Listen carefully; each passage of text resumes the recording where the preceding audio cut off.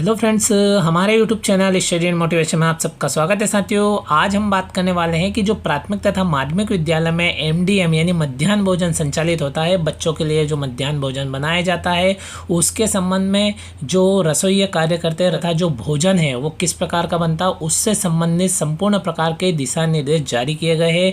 और राज्य समन्वयक महोदय, प्रधानमंत्री पोषण शक्ति निर्माण मध्य प्रदेश शासन के द्वारा यह पत्र जारी किया गया है, जिसमें विस्तृत जानकारी दी गई और साथ ही उसमें बताया गया है कि जो रसोइये के खाते हैं वो खाता किस प्रकार से होना चाहिए, रसोई की उम्र कितनी होना चाहिए, रसोइयों को क्या क्या सावधानी रखना चाहिए और जो भोजन बनाया जा रहा है रसोइयों के अनुसार वो किस प्रकार से कैसा होना चाहिए, जो सामग्री ली जा रही है वो किस प्रकार की होनी चाहिए। इस प्रकार से जो बच्चा है प्रति बच्चे को कितनी मात्रा में रोटी तथा दाल और सब्जी दी जावे, साथ ही मीनू किस प्रकार का होना चाहिए, इन संपूर्ण चीज़ों पे देखने वाले। और साथ ही जो भोजन का जो सैंपल रखा जाता है उसके संबंध में भी दिया गया है कि कब तक वह सैंपल रखा जाना आवश्यक होता है। साथियों, इस प्रकार से साथियों संपूर्ण जानकारी पर विस्तृत रूप से बात करने वाले हैं और रसोइयों को तथा जो शाला में पदस्थ शिक्षक साथी है तथा प्रधान अध्यापक महोदय को भी इससे संबंधित यानी मध्याह्न भोजन से संबंधित जो संपूर्ण दिशा निर्देश है उनकी जानकारी होना अत्यंत आवश्यक है और इन सभी निर्देशों का कड़ाई से पालन करना आवश्यक है। इस प्रकार से पत्र में उल्लेख किया है। तो साथियों, हम देख लेते हैं एमडीएम की व्यवस्था तथा संचालन के संबंध में तथा रसोइयों के लिए तथा मध्याह्न भोजन के संचालन के संबंध में जो विस्तृत दिशा निर्देश है वो हम देख लेते हैं।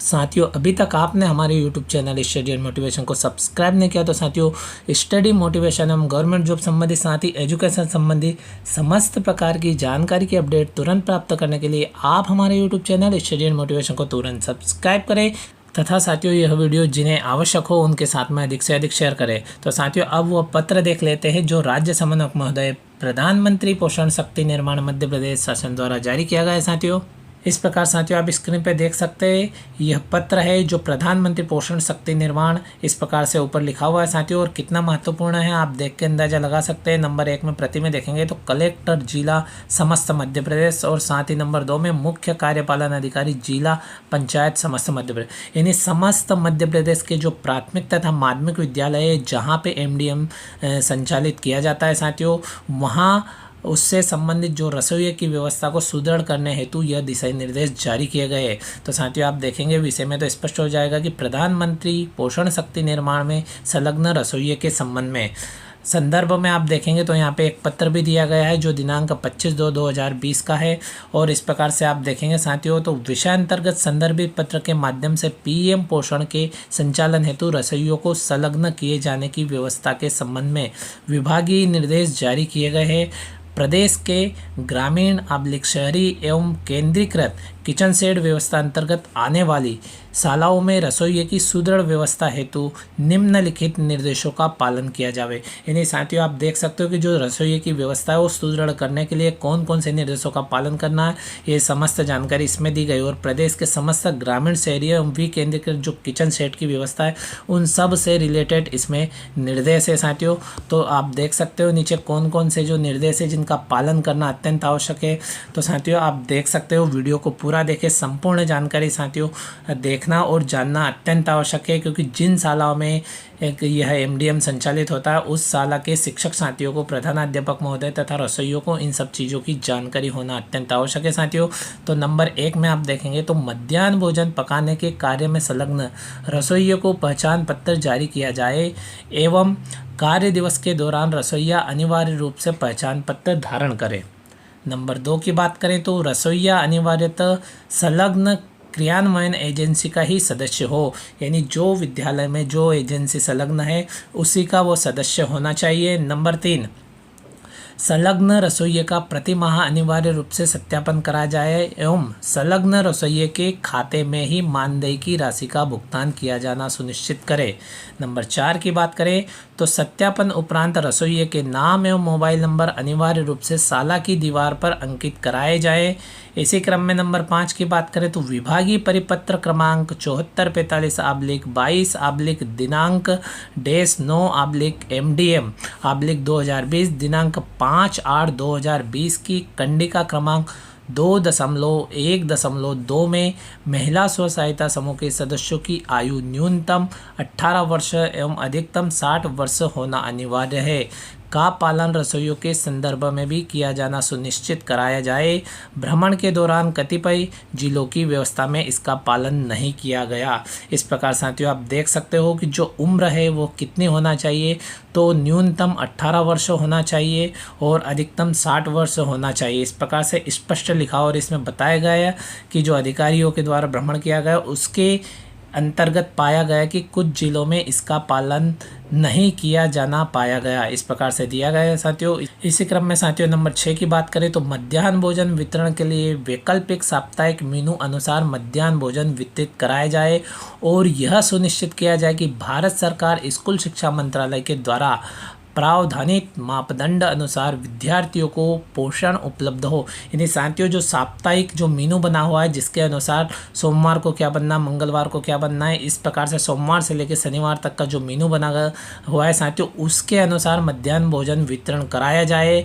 इस प्रकार साथियों आप देख सकते हो। और भारत सरकार स्कूल शिक्षा विभाग के मंत्रालय द्वारा प्रावधानित जो मापदंड है उसी के अनुसार पोषण यानी MDM वितरित होना चाहिए।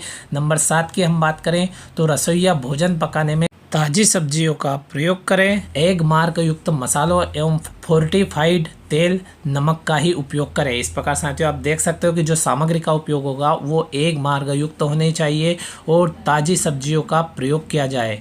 इसी क्रम में साथियों नंबर 8 की हम बात करें तो आप देख सकते हैं कि मध्याह्न भोजन का सैंपल प्रति शैक्षणिक दिवस 24 घंटे के लिए बंद डिब्बे में आवश्यक रूप से रखा जाए। यानी साथियों सैंपल की बात करें तो जो मध्याह्न भोजन बनता है उसका सैंपल 24 घंटे के लिए एक डिब्बे में रखना आवश्यक है। इसी क्रम में नंबर 9 की बात करें तो रसोइया किचन शेड में खाद्य सामग्री के डिब्बे, भोजन बनाने वाले, परोसने वाले एवं भोजन खाने वाले बर्तनों को साफ एवं सुरक्षित स्थान पर रखा जाए। नंबर 10 प्राथमिक शाला हेतु 100 ग्राम एवं माध्यमिक शाला हेतु 150 ग्राम गेहूं के आटे की रोटियां प्रति शैक्षणिक दिवस प्रति विद्यार्थी को दी जाए। तो साथियों बहुत ही महत्वपूर्ण बिंदु है जो 10 नंबर है इसमें दिया गया कि जो प्राथमिक शाला के बच्चे हैं उनको कितने ग्राम आटे की रोटी बना के देना है। तो 100 ग्राम आटे की रोटी प्रतिदिन प्रति शैक्षणिक दिवस प्रति विद्यार्थी को, मतलब हर विद्यार्थी को 100 ग्राम आटे की रोटी प्राथमिक शाला के बच्चों के लिए तथा 150 ग्राम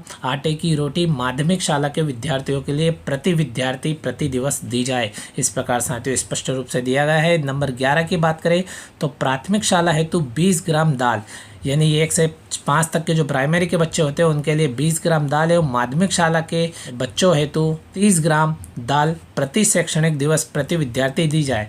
यानी साथियों प्राथमिक विद्यालय के जो विद्यार्थी हैं उनके लिए प्रति विद्यार्थी को, हर विद्यार्थी को 20 ग्राम दाल तथा माध्यमिक शाला के जो विद्यार्थी हैं उस हर विद्यार्थी को 30 ग्राम दाल दी जावे। नंबर 12 की बात करें तो प्राथमिक शाला हेतु 50 ग्राम सब्जियां एवं माध्यमिक शाला हेतु 75 ग्राम सब्जियां प्रति शैक्षणिक दिवस प्रति विद्यार्थी को दी जाए। यानी साथियों जब दाल बनती है तो ऊपर दी गई जो वजन है जितने ग्राम दिए गए उतने ग्राम होना चाहिए और इसी प्रकार से यदि सब्जियां जब बनती है तो सब्जियों की मात्रा नीचे दी गई है। प्राथमिक विद्यालय के जो विद्यार्थी है उनके लिए 50 ग्राम सब्जी और जो मिडिल के विद्यार्थी उनके लिए 75 ग्राम सब्जी प्रति विद्यार्थी यानी हर विद्यार्थी को दी जाए।